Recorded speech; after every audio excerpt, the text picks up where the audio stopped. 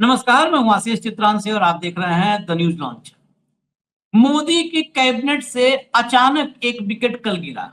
George Kurien ने जब इस्तीफा दिया तो लगा कि जॉर्ज कुरियन का राज्यसभा का कार्यकाल खत्म हो गया है, इसलिए इस्तीफा दे दिया। अचानक इस्तीफा। लेकिन अब जो खबरें आ रही हैं, उन खबरों के मुताबिक मोदी कैबिनेट से कई बड़े विकेट गिरने वाले हैं और ये संख्या 6 से ज्यादा की हो सकती है। कुल 12 मंत्रियों की छुट्टी या उनके प्रमोशन डिमोशन जैसी चर्चाएं हैं 12 की।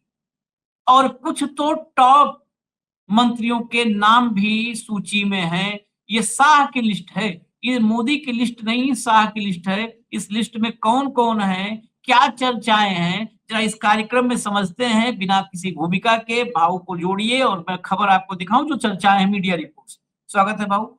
और इन मीडिया रिपोर्ट्स में कुछ चौंकाने वाली बातें हैं, उस पर जरूर नजर रखनी होगी। क्या निर्मला सीतारमण को लेकर के कोई चर्चा है? मैं दावा नहीं कर रहा हूं, लेकिन जो पहेलियां उलझाने की कोशिश मोदी मीडिया कर रहा है, उसको हम सुलझाने की कोशिश करते हैं। क्या प्रहलाद जोशी का नाम है?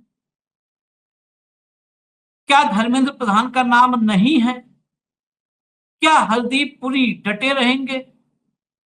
ये बहुत सारे सवाल हैं।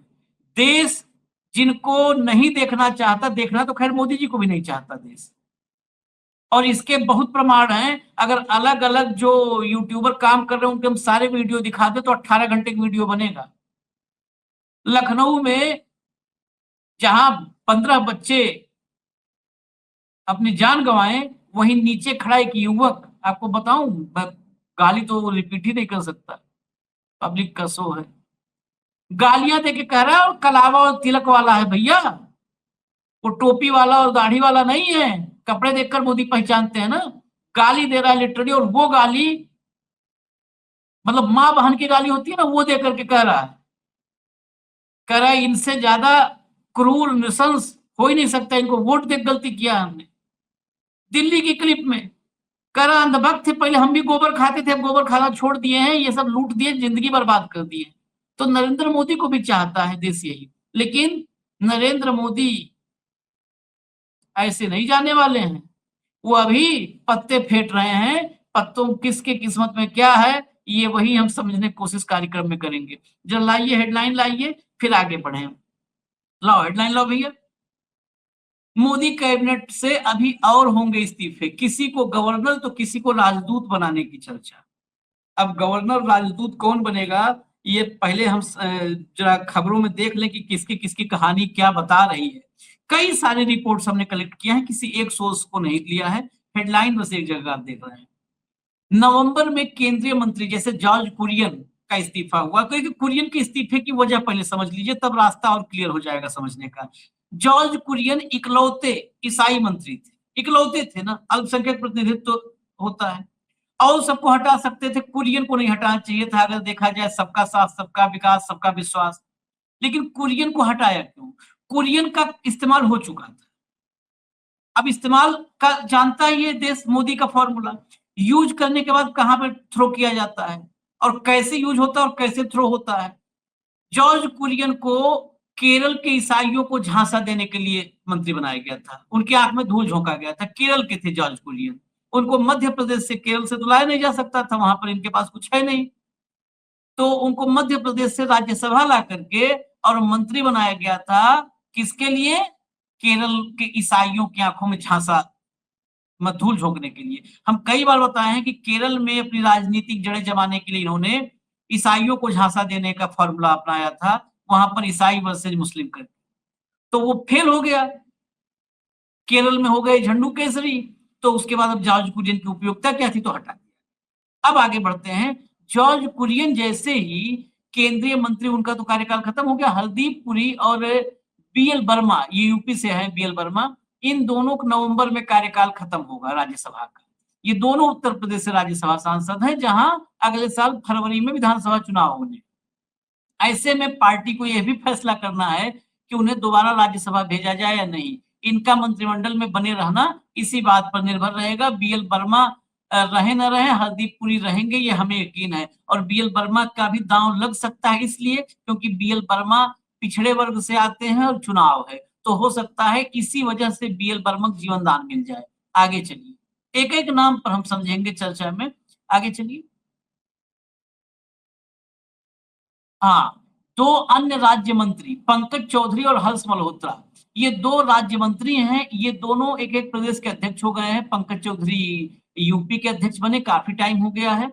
और हर्ष मल्होत्रा दिल्ली बीजेपी में जो है दिल्ली बीजेपी के अध्यक्ष बने। अब देखिए, आप इससे समझिए, एक व्यक्ति एक पद का सिद्धांत है। पंकज चौधरी को यूपी का अध्यक्ष बने बहुत टाइम हो गया। संगठन का काम संभालने वाला फुल टाइम फील्ड में होता है, ये Pankaj Chaudhary full time field में।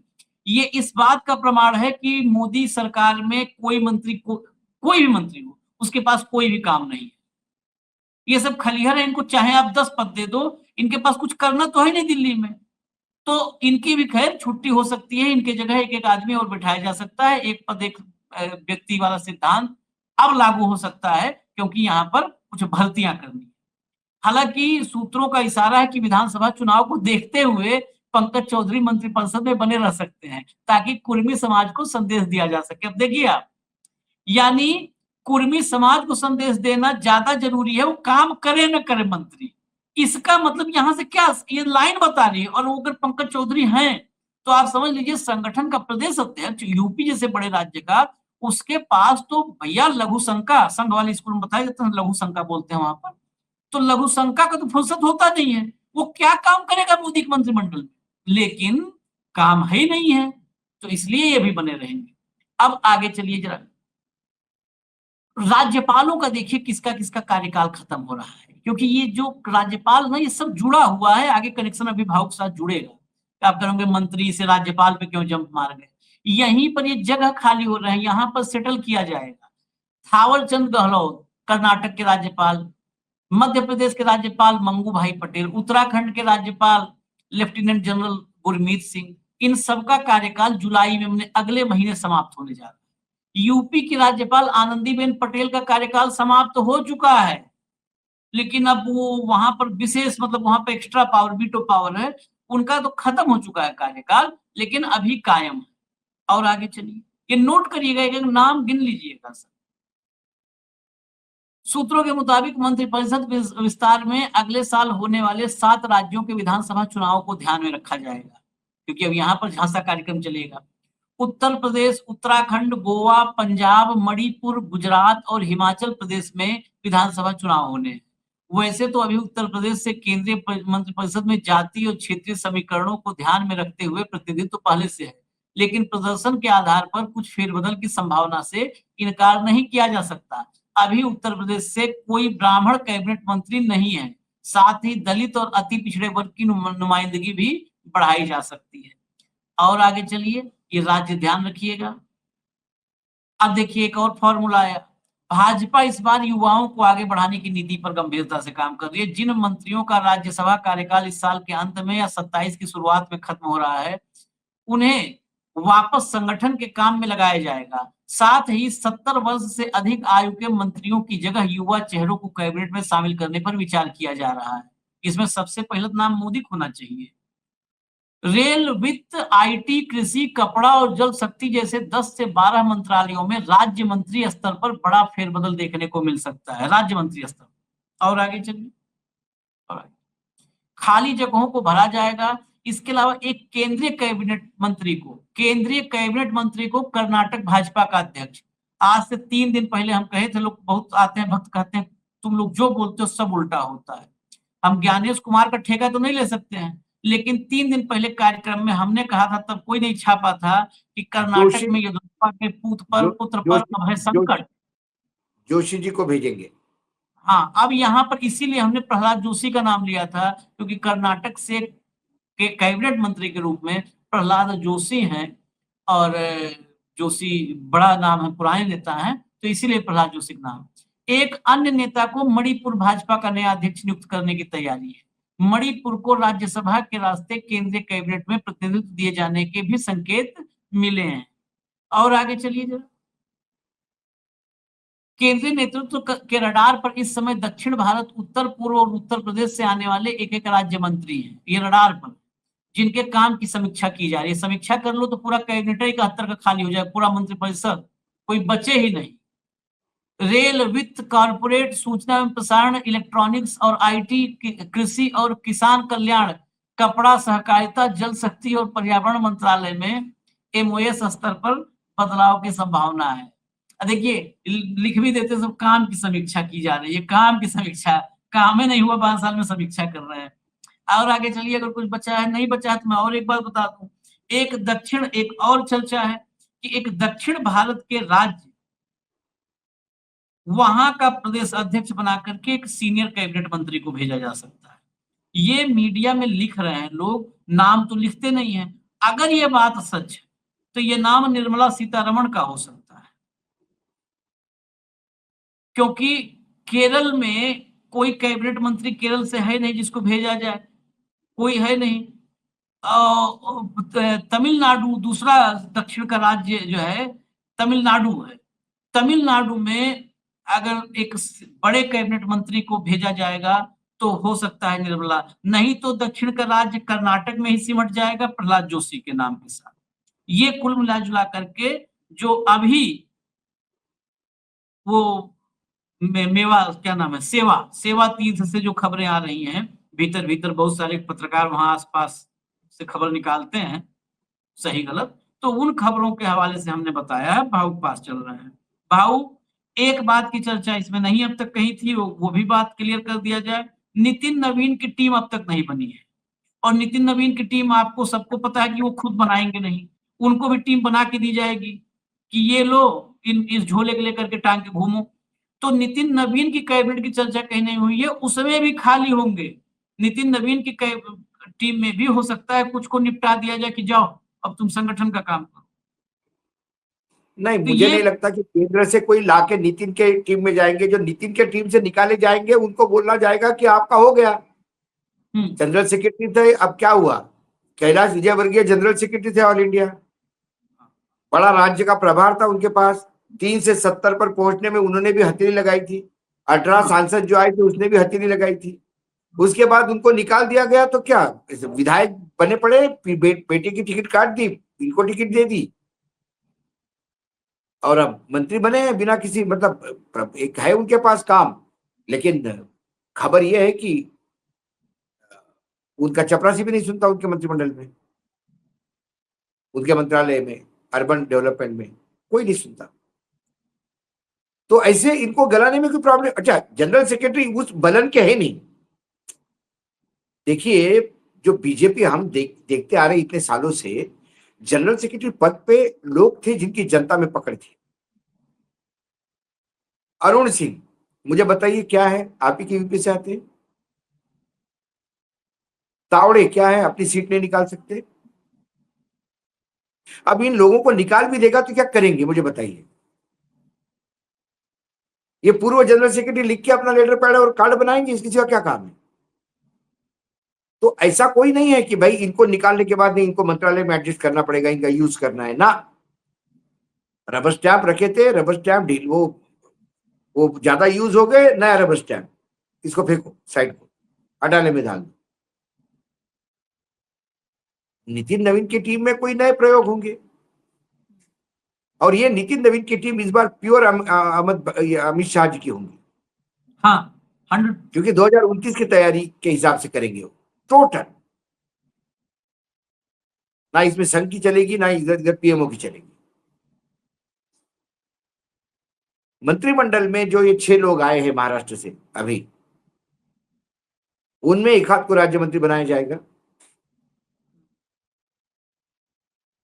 और जो 20 आ गए हैं केंद्र से, 20 जो बंगाल, बंगाल से, उसमें से एक आध को सीआर पाटिल कैबिनेट एक खाली हो जाएगी, तो सीआर पाटिल ने जोशी, सीपी जोशी की जो कैबिनेट खाली हो जाएगी तो उसके जगह ये एक कैबिनेट में एडजस्ट किया जाएगा,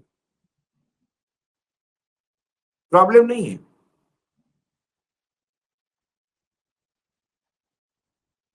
मेरे को तो कई ऐसी शॉकिंग न्यूज नहीं आ जाए कि गडकरी को जी को ही निकाल दिया।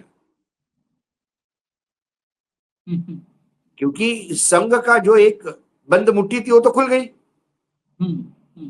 वो लाख की नहीं खाक की साबित हुई।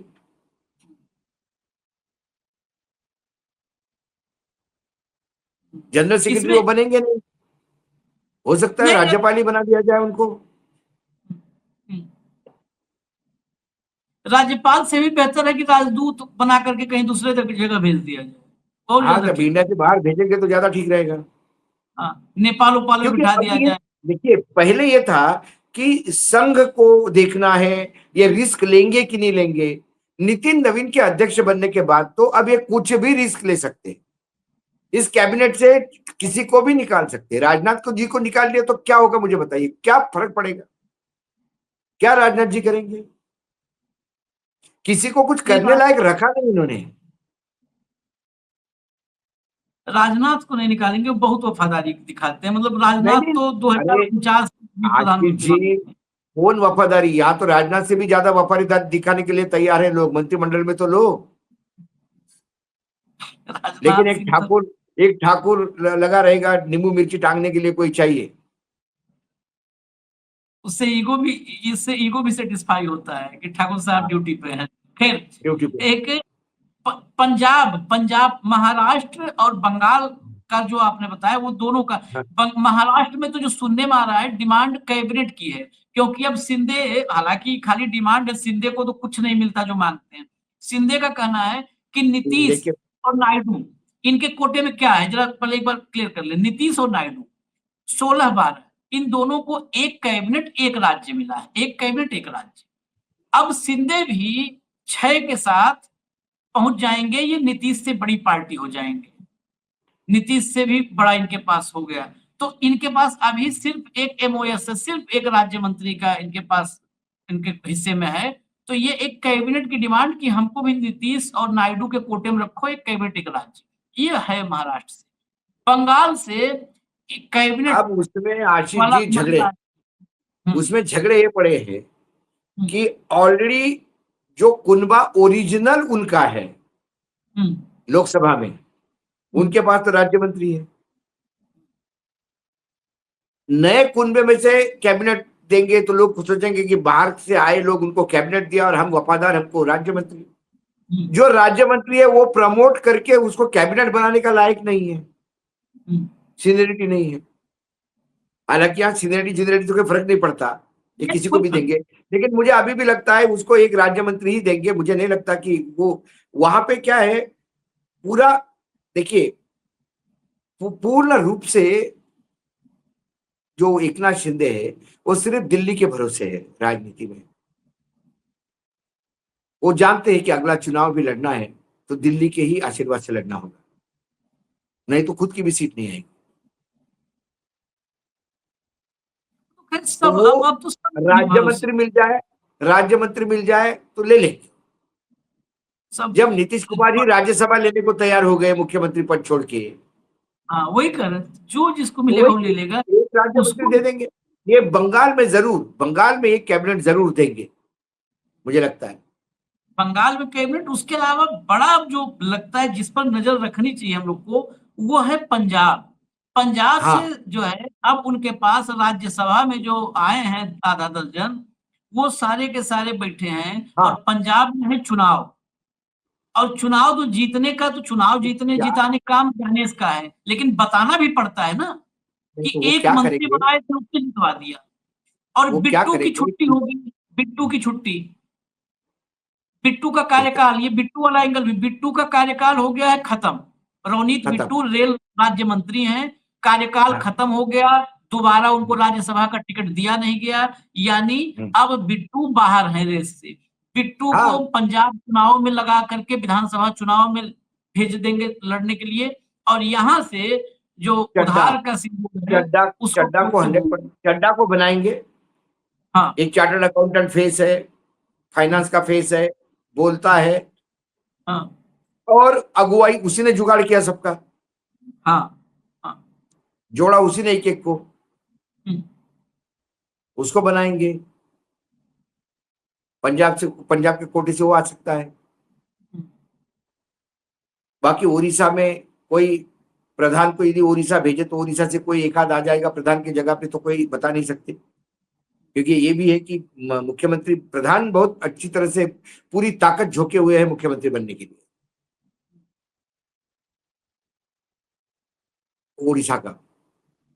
और जो दावेदार थे मुख्यमंत्री के वहां पे, जो इस पे भारी पड़ रहे थे, उन सबको इसने राज्यसभा में एडजस्ट करवाया। दो नाम थे, दोनों नाम को राज्यसभा में एडजस्ट किया और अपने लिए फील्ड खाली करवाया। लेकिन एट द सेम टाइम जितना कांग्रेस प्रेशर बनाएगी इनके इस्तीफे को लेकर, उतना ये मंत्रिमंडल स्टॉक, क्योंकि मोदी जी डिमांड पे नहीं करेंगे इसकी इस्तीफा, डिमांड पे इस्तीफा नहीं करेंगे। हाँ, इसलिए प्रधान वहां बचे रहेंगे। ये उनका दुर्भाग्य, वो जाना चाहते हैं, लेकिन जब इस्तीफे के पहले किसी ने डिमांड की तो नहीं देते। पीयूष गोयल बने रहेंगे, उनको कोई हाथ नहीं, क्योंकि अभी अमेरिका के साथ डील चल रहा है, वो डील फाइनल होने हैं सारे। निर्मला सीतारामन को भेजेंगे, लेकिन मुझे लगता है कि फिर ऐसा वित्त मंत्री कहाँ मिलेगा आपको आशीष जी, हाँ, जो ये कहे कि भाई निर्मला डॉलर ऊपर जा रहा है, भारत की करेंसी नीचे नहीं आ रही है, डॉलर ऊपर जा रहा है। ये थ्योरी देने वाला वित्त मंत्री कहाँ मिलेगा? तो वित्त मंत्रालय भी वैसे की वैसे, और वित्त मंत्रालय वर्तमान में बिल्कुल अच्छी तरह से रिपोर्ट कर रहा है सारी एजेंसियों के साथ अमित शाह। तो अमित शाह जी को कोई प्रॉब्लम नहीं वित्त मंत्रालय से। तो कुल मिलाकर जितने नाम फ्लोट हुए हैं, राज्यपाल जरूर, किसको राज्यपाल मतलब ये जिनको गलवाना है, घर भेजना है, वो राज्यपाल की पोस्ट बढ़िया है इनके पास, घर बिठाना है राज्यपाल बना दो। लेकिन ये जो कर्नाटक के राज्यपाल मध्य प्रदेश में वापस आएंगे तो मोहन यादव के लिए तकलीफ होगी। जिला एक है, हाँ, मोहन यादव को एक और तकलीफ थी, लेकिन उन्होंने पार्लियामेंट्री बोर्ड में ले लिया उज्जैन के नेता को। तो वहां से आने के बाद, क्योंकि मोहन यादव को अभी ऑलरेडी एक विधायक ने बिल्कुल जीना हराम कर दिया है, मालविया ने। ये मालविया के खिलाफ छपवाते और मालविया इनके खिलाफ छपवा रहा है, ये चल रहा है लोकल अखबारों में। लेकिन गवर्नर जी का वापस आना उज्जैन जिले में एक नया फिर खुरापत शुरू हो जाएगी। और वो खुरापती है, वो बाकी गवर्नर जैसे नहीं है, बैस साहब जैसे नहीं कि चुपचाप बैठे। हाँ, जो लेफ्टिनेंट जनरल जो है, उनको भी उनका कार्यकाल खत्म होने के बाद उनको भी कोई चांस नहीं इधर उधर जाने का। वो एक्सीडेंटल हो गए थे, किसी ने नाम दे दिया था और हो गए थे। जिनने उनका नाम दिया उनको ही उन्होंने कभी जीवन में फोन करके नहीं पूछा। ये उत्तर प्रदेश, आनंदीबेन पटेल, कार्यक्रम खत्म करते हैं। आनंदीबेन पटेल को हाथ नहीं लगाएंगे, आनंदीबेन को अभी अमित शाह हाथ नहीं लगाएंगे। उसका कारण है, बड़े मुश्किल से अभी अमित शाह गुजरात सरकार में अपनी मतलब पूरा गुजरात राज्य है, वहां पे पूरा कसावट कर ली उन्होंने। सीआर पाटिल वहां जब अध्यक्ष थे तब बहुत मुश्किल थी अमित शाह जी के लिए गुजरात में अपनी राजनीति चलाना। अभी सीआर पाटिल को उन्होंने कैबिनेट में लाके गुजरात से दूर किया है। आनंदीबेन को राज्यपाल, आनंदीबेन को फ्री छोड़ दोगे, आनंदीबेन गुजरात चली जाएगी। फिर गुजरात में एक नया पावर सेंटर खुलेगा, वो आनंदीबेन को ऐसे ही गवर्नर बना के रखेंगे यूपी में, बनते जाओ और 5 साल मिलेगा, कोई प्रॉब्लम नहीं। उसमें कोई रूल नहीं है कि आप 2 बार नहीं बन सकते, 3 बार नहीं बन सकते। 2 टर्म हो गया और अभी भी कार्यकाल खत्म हो चुका है। उनका कार्यकाल खत्म होने के बावजूद वो राजभवन में विराजमान है और तीसरा टर्म मिलेगा, क्योंकि वो गुजरात बिल्कुल अपने कंट्रोल में चाहते हो। पहली बार अब पूर्ण रूप से गुजरात अमित शाह जी के कंट्रोल में आ गए हैं। चलिए, ये उछल कूद जो है, जो चल रही है भाजपा की इंटरनल पॉलिटिक्स है, इसका मैं बिल्कुल डिस्क्लेमर आखिरी में लोग पहले लगाते हैं, मैं बाद में लगा दूं। इस पूरे खेल का, इस पूरे फेरबदल का भारत की तरक्की से कोई लेना देना नहीं, कोई लेना देना नहीं, कोई लेना देना। ये नरेंद्र मोदी भाजपा का अंदरूनी चेक एंड बैलेंस है, भाजपा का अंदरूनी चेक एंड बैलेंस है। 2029 की अमित शाह जी की ताजपोशी के लिए ये प्लेसमेंट है। ये नरेंद्र मोदी के किसी भी निर्णय से, किसी फेरबदल से न देश के विकास का लेना देना है, न देशभक्ति, न राष्ट्रवाद, न विश्व गुरु, न 2047, न 5 ट्रिलियन, किसी का लेना देना नहीं है। यहाँ पर आपस में एक दूसरे का इसको सेटल करना है, निपटाना है, कौन निपटेगा कौन बचेगा, यहीं पर सारी ऊर्जा लगेगी। कुछ देश के साथ लेना देना नहीं है, लेकिन मजबूरी है, देश चलाने वाले लोग ही कर रहे हैं, तो हमको आपको बताना पड़ रहा है। बस इजाजत दीजिए हमें। धन्यवाद भाऊ, बहुत बहुत धन्यवाद, नमस्कार।